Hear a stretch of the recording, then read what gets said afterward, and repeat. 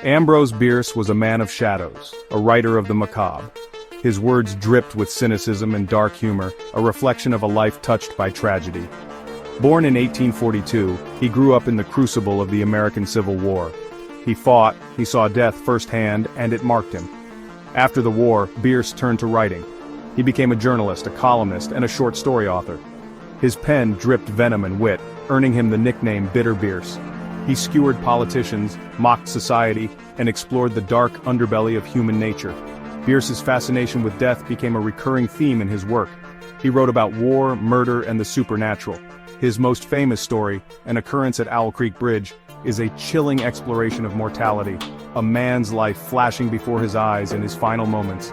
But Bierce's own end would prove even more mysterious than his fiction.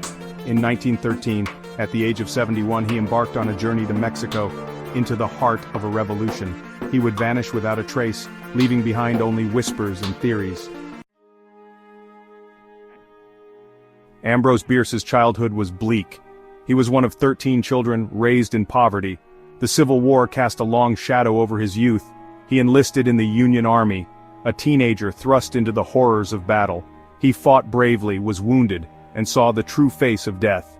These experiences would indelibly mark his soul and his writing. After the war, Bierce turned to writing as a refuge and a weapon. He wrote for newspapers, unleashing his sharp wit and biting satire.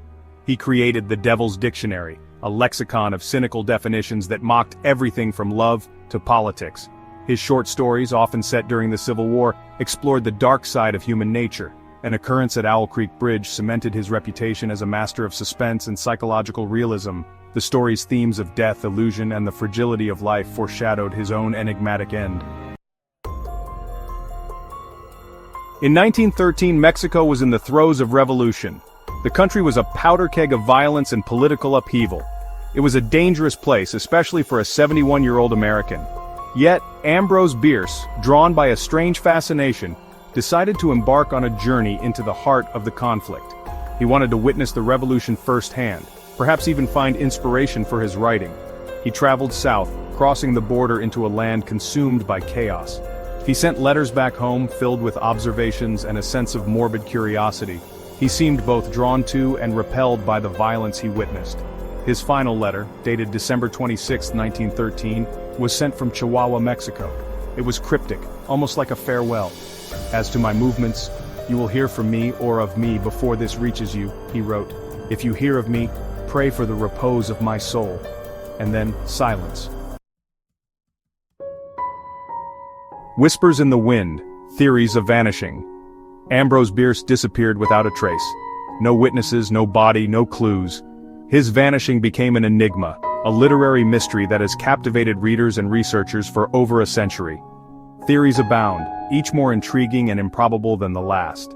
Some believe he was killed in the crossfire of the Mexican Revolution, a stray bullet ending his life in the chaos. Others speculate he was mistaken for a spy and executed. Some whisper of suicide, pointing to his lifelong fascination with death and his cryptic final letter. Did he stage his own disappearance, seeking a dramatic end to a life filled with darkness and irony? Or did he simply wander off into the vast Chihuahua desert, succumbing to the elements or wild animals? The lack of evidence only fuels the mystery. No official records, no confirmed sightings, just whispers and speculation. Did he meet a violent end, or did he choose to disappear, to become a ghost in his own macabre tale?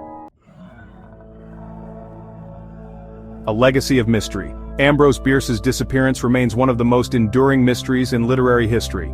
The man who wrote so eloquently about death vanished into its embrace, leaving behind a legacy of unanswered questions.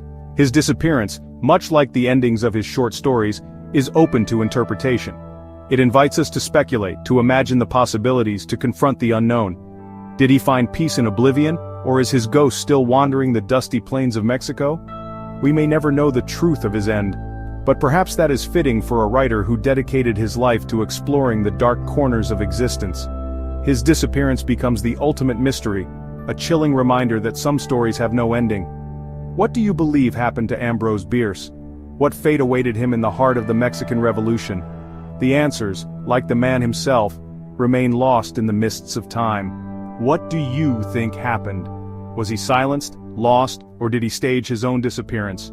Drop your theories in the comments.